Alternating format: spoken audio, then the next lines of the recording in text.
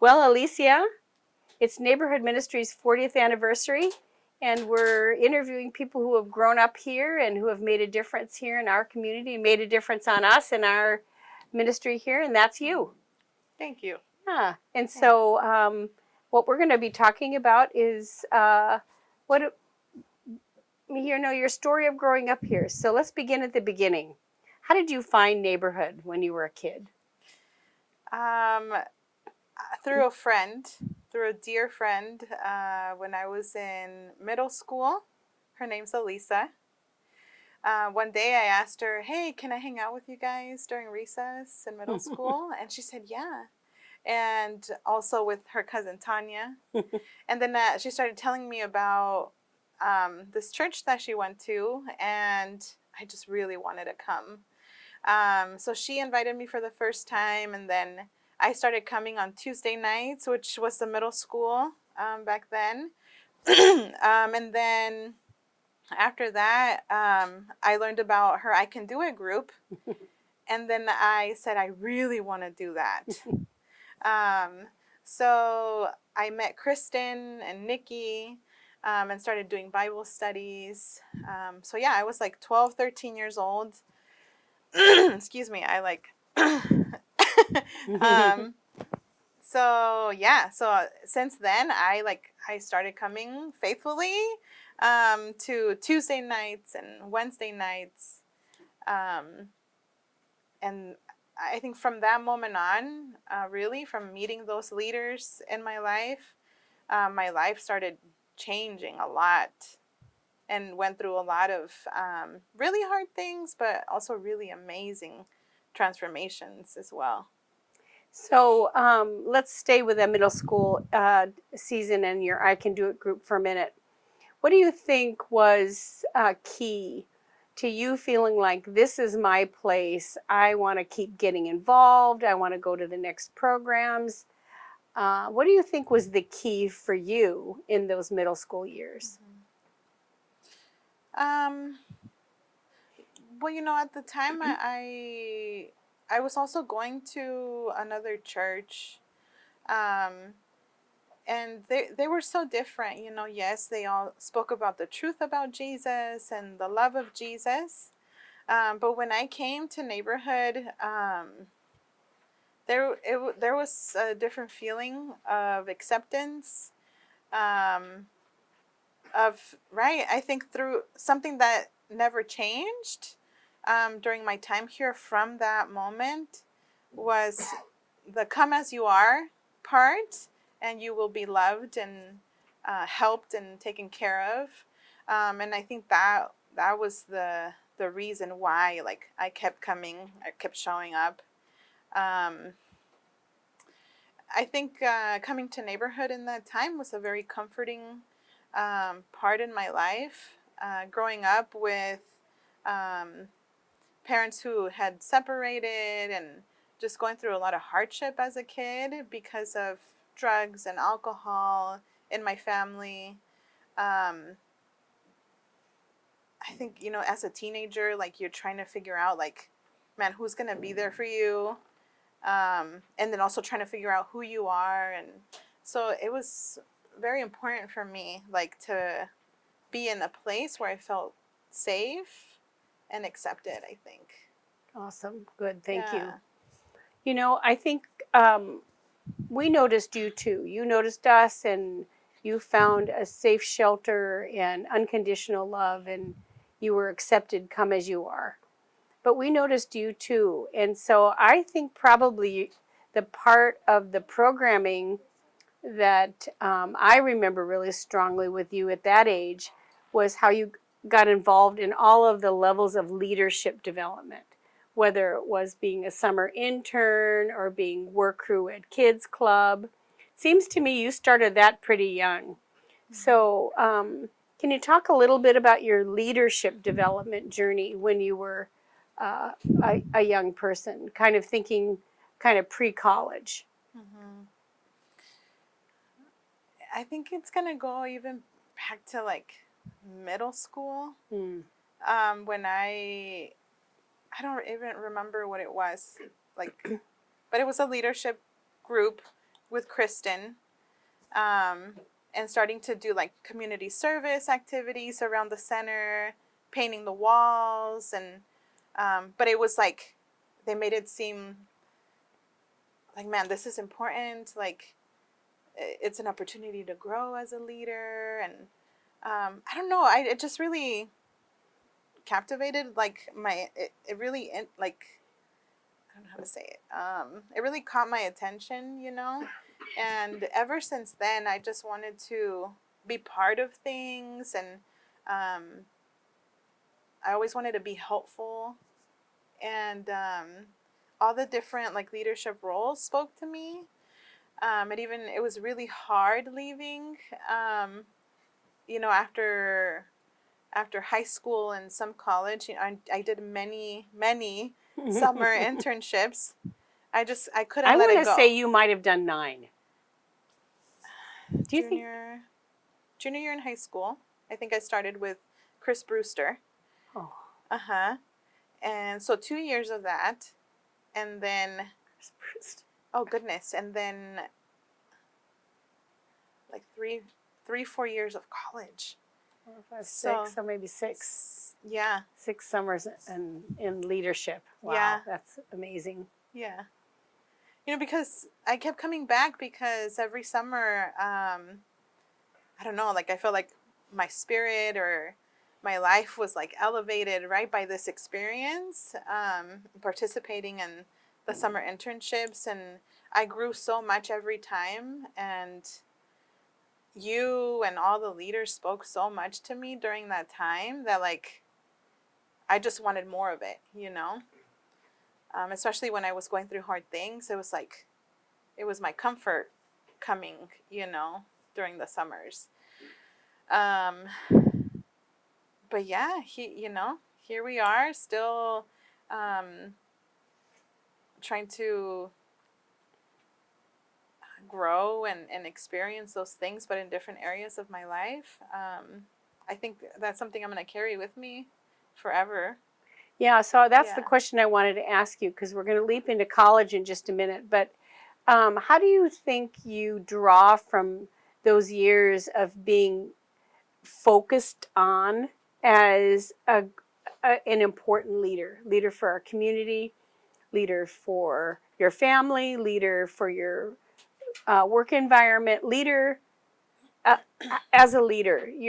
What are you drawing? What do you notice you draw from those years where you were invested in? Because of course that investment is for the future, for your future. So can you kind of pick on an area in your life where you say, "Yeah, that was being drilled into me or developed in me in those early years"? Mm-hmm. Um, I don't even know where to start, but I think it's always been kind of like embedded in me that like, and this may be part of that experience, but also like my culture and the family that I come from is like always like working hard. Like it's gonna build character. It's gonna say a lot about who you are, and and so I don't know, like doing all of those experiences, like I was always focused on working and working hard, whether it was physically or spiritually, um, but also knowing what it's like to need help and being able to provide help for others, whether it was like the kids in my small group, right, who I saw myself in them at that point when I was a leader growing up, and really try to understand their story, where they're coming from. So um, I guess having that servant um, spirit, you know, I think that was really embedded. Um, and then serving others, and always trying to see like where they're at in life and where they're coming from and where they want to head, like being able to see people as who they are, um, and helping them. Yeah, till this day, right? Like that's kind of what I do still. That's kind of what I still yeah. do. Yeah. Yeah, you ended up in a helping profession. Yes. Hmm. So you're a first generation college student in your families, in your generation. Hmm. So how did you begin to imagine and then stay committed to that hard, long process of Hmm. of being a college student and finishing your degree? Yeah. Man, here's the one of the biggest memories I have. It was maybe a year from graduation. Okay. I called Jeremy and I said, I can do this. I'm gonna take a break, Jeremy. It was one of the hardest conversations that I had. And I'm so thankful he like talked to me and convinced me of what the right decision was. Okay, because I was really overwhelmed with school, and I mean, I think at that point I was cleaning houses to get some income, and I wanted to give up. It was really hard. Like I had no one really to help me with like the day in and day out things of college and this brand new like or this experience, right? That no one in my family had gone through. Yeah, of course I had my college or the scholarship mentor, Katie, and she was amazing. You know, she was always there for me. Mm. Um, but like internally, right, and then in my home I didn't have anyone to help me, and so it felt pretty isolating or alone. um but I was so close. How could I give up, you know, with 1 year left? And I remember I was like standing in my mom's like a hall like apartment in the hallway, kind of in the dark, and like on the phone with Jeremy, like about to start crying. Um, but somehow like he convinced me not to do it and just to keep pushing. And I'm so glad that I did. Right, I ended up graduating May of 2012 um, with my bachelor's degree in Spanish literature and family and human development, and that opened up so many doors for me. Yeah, Yeah. yeah. Yeah. So now, as you look back on being a college graduate, what is that? How do you talk about who you are in through the lens of I graduated from college. Mm-hmm. How do you talk about that as it relates to part of your story? How do you name the importance of that? Um, I think it teaches you a lot about working even harder, right? And the sacrifice it takes to achieve, you know, the things that you want in life. Um, right? For a lot of us here at neighborhood or, you know, people that grew up here, it's like things don't come easy. You really have to work for those things. Um, so it taught me how to endure really hard things and be, you know, dedicated and focused. And um now I want for my kids now is to do just that, right? Because you're opened up to a lot of new experiences and a lot of different knowledge that I wouldn't have learned elsewhere, maybe. I don't know. But I think it's all about the experience, and how it helped me grow as an adult and be responsible and um, Do you think your family sees itself differently now that they have a college graduate as part of their family mix? Do they lean on that? yeah, they were so proud. Um, all of my aunts and my dad and my mom, my cousins, they showed up that day because they were so proud, you know. Even among like, you know, my cousins, I think I'm man, I may be the first one to have graduated, Hmm. so it was a really big deal. Yeah, Yeah. yeah. So in some ways, they might name you as the person that started changing the family dynamic, the extended family, in terms of hoping for that kind of accomplishment. Yeah. Yeah. Yeah, so So, that's a big role to carry in a family. yeah. Uh-huh. It's a big responsibility. So definitely they do, I guess, look onto me to help with different things, with help with resumes and college applications, and um, I'm happy to help. So I'm glad that I get to be that for them. Um, yeah. So Marco, maybe you could. So we're gonna. You don't have to shut it off, but I just want you to kind of remember. So in case we're gonna want to pull out a clip for our event coming up, I'm gonna ask her about the scholarship. Okay. Okay. All right. We'll just give it a snap in front of your mic. Give it a snap.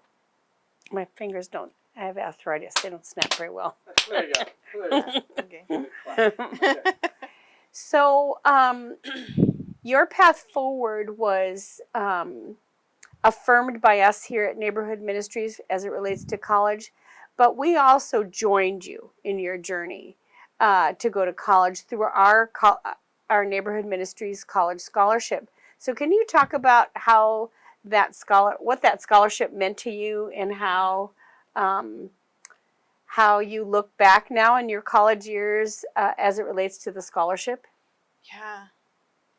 Um, I and my mom, we had zero money. I think I started dreaming about college my senior year of high school. I never thought that I would go. Um, I don't know that I should say or want. I don't know. I guess you can cut this off. I remember coming to church, I think you should say it. and Tony asked me if I wanted to go to college, Mm-hmm. and I can't remember who else was there. I just remember Tony and you, and I said, yeah, I can go to college. I can go to ASU if I want to. And I couldn't believe it. I thought, like, he doesn't know what he's talking about, or he's lying to me, or maybe we're gonna go to ASU and then they're gonna tell me this is not possible, you know. But that wasn't the case. Like, there was a way to make it happen, and Tony was that door. Tony and neighborhood was that door to get me there. And then the scholarship was there to provide for my tuition, for my books, right? Like, I couldn't even afford books. I couldn't afford a $50 book, right? Which now they're way more than that, but man, it was such a powerful experience to get that opportunity and then be there. And then it wasn't just that year, right? It was, in this case, 5 years.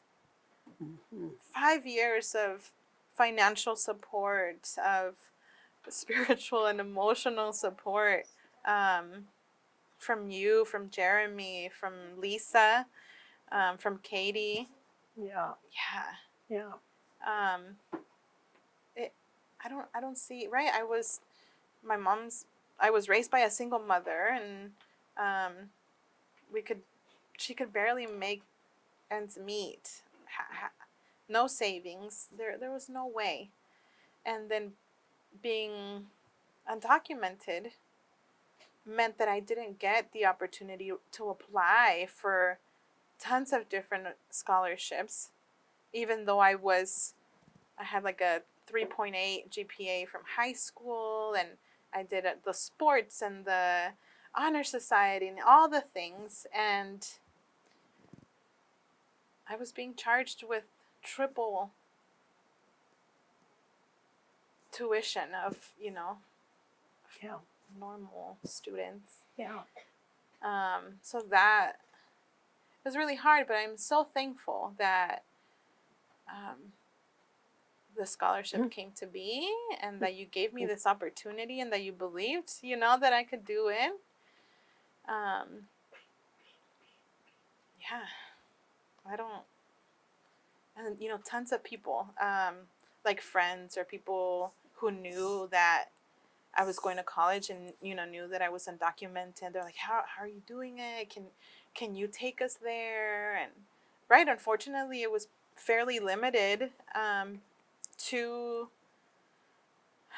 children who grew up here, and that makes sense, Um, but yeah, I had to tell tons of people that unfortunately I was one of the lucky ones. But I can show you how to become a part of neighborhood ministries, and then you can. Yeah, yeah, yeah, Yeah, for sure. yeah, good. So, so you are in the helping profession. You have 2 kids. You're married to a lovely man, and you have a home. And so, in many ways, you have maybe the American dream. Yes. And so that's a beautiful gift from God. How do you tell your story today um, about the achievements you have, um, the the work that God has been doing to develop you as a person with a mission and a cause and a desire to make a difference? How do you tell your story today? Because someone might look at you and think of you as a middle class woman who living the American dream, Mm-hmm. and but maybe that's not how you tell the story. How do you tell your story today as an adult? Uh-huh. It's so funny that you say that. Hmm. I'm about to renew for the 6th time my DACA. And, part of the application is you have to write like a statement or a request, or an explanation of why they should grant you this opportunity. And I was reading last year's, and that's exactly what I said. Man, I have the American dream.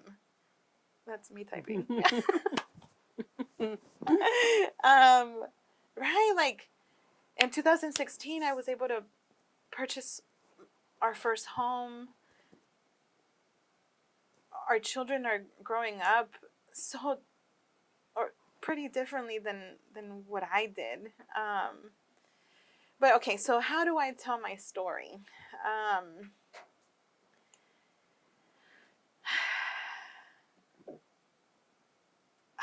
there's so much to my story that um, sorry, you're gonna have to ask me again because I forgot the main question. Yeah, About I think you're grown now. I asked you to tell your college story or your high school story, um, and then we kind of got lost a little bit on the American Dream part. Um, but you could, I mean, in many ways you could tell it through your accomplishments, your story. mhm, Um, but we're integrated people, right? We know who we are. We know where we've been. We know what we've overcome and what we've accomplished. And you can look like just an ordinary working mom out there in the big wide world with responsibilities and a job, and everything's kind of feels sort of ordinary. mhm. But you've climbed a mountain. You've accomplished a lot in with many obstacles along the way. So how do you tell your story today as a grown adult? Mhm. Listen, I've prayed a lot. I pray every day. I pray even harder when things get hard. But I think I've made it this far, right? I'm a homeowner. I'm married, going on 5 years, and but together longer. And I have two kids, um, 6 and 4, and um, I right from I don't know, from the beginning. Just I continue working hard and pouring my heart out like every day that I go to work, and trying to do like an honest job every day, and not really like asking for anything in return, but but I think if there is one thing that is true is that through my adulthood, like I've stayed pretty close and faithful to God, and I think that yeah, all my accomplishments just always go back to Him, and that's always who I'm gonna be. But that's what I learned from being here. All the Sundays, all the Tuesdays, all the Wednesdays, all the summers was really like I don't know if that is answering your question, but that's I don't know. I That's don't who know you if that's are. right. Yeah. I think in some ways, as we get older and we move more and more into answering the big questions of life, one of those questions is, who am I? And I think what I'm hearing in that answer is, I'm a child of God. And I'm a recipient of the grace and the mercy and the kindness of God, who's the source of all my blessings, the source of all my accomplishments, the source of of who I am. And that's what I'm hearing you say. But I also hear you say, I just keep being a hard worker. That is who I am. I learned that from my family. I learned that from neighborhood. I learned that from growing up here. But I'm a hard worker. And I think you can name yourself that way. And you're kind of continue to grow into that identity. And so maybe one last question might be, how are we doing for time? Okay. Maybe one last question might be, as a testimonial of the impact that this mission has played in your life over all these years as we celebrate our 40th anniversary. Do you have like a kind of a way to say, to tell the story of the impact of neighborhood on your life overall? What if you hadn't ever wandered into our door? Yeah. For many years, I described neighborhood as my second home. I was always here, always. Early in the morning, late at night. And what I've gathered, whether now, whether I don't come so often, or I'm just here to drop off my child at Katie's kids. That second home is really like I carry it with me, and it's really truly Jesus. Yeah. And that's a gift that I received here on Neighborhood that I'm gonna carry with me forever. And there's like, it's priceless. And I'm so grateful. Yeah. So thank you for this mission, and thank you for seeing people for who they are, and for always teaching about what's that phrase? Jesus with skin on. Jesus skin on. Yeah. I knew you were going to say that. It's right. I'm sure you've heard me talk about this stuff before, but it was true then, and it is true now, and it will be true forever. So I just want you to know that, like, the impact that you made on my generation and the many generations, it's true. And it's changed our lives forever. Yeah. So I remember you taking the truths that it impacted you into, and I'm sure into your different jobs. But I remember when you were working with Refugio. It was Refugio, right? Because you didn't do Nueva Esperanza. No. And you taught them. Oh, yeah. Can you talk about teaching these children who you want, right? Who pass through the border unaccompanied. These children who are, in many ways, probably you could see in them the story of a child who has all the questions and all of the fears and doesn't know where they're going next. And you taught them about that presence of God, which you were just talking about. So can you talk a little bit about why you taught them this? Yeah. Oh, to talk about the unaccompanied minors is very hard. It really hits home, being undocumented and knowing that similar hardship.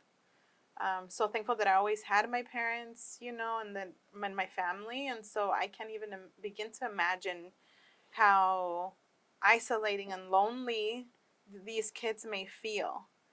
And so knowing that the truth about Jesus and knowing that he is always with me when I am afraid, when I'm feeling any sort of extreme emotion, when these kids were feeling lonely and scared, I taught them which we learned during Kids Club, I will never leave you. And that is a promise that God has for us. And so it was important for me to let them know that that was a truth. And I think a lot of the children know about God who are coming.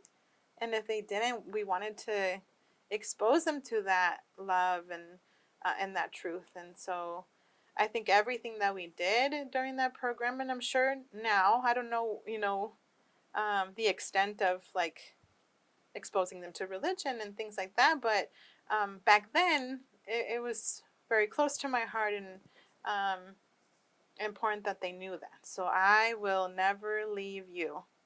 God's promise. God's promise, yeah. Yeah. God's promise to you, Alicia. Thank you. And you've received it. You've received that promise all these years. Yeah. And to up until still today, this very day, Yeah. you've received that promise that he will never leave you. Yeah. I've embraced it. You've embraced it. Yeah. Amen. All right, good. Yeah. Well, thank you for spending time with us Yes. and telling the story of your journey on our 40-year anniversary. Yeah. Thank you for inviting me.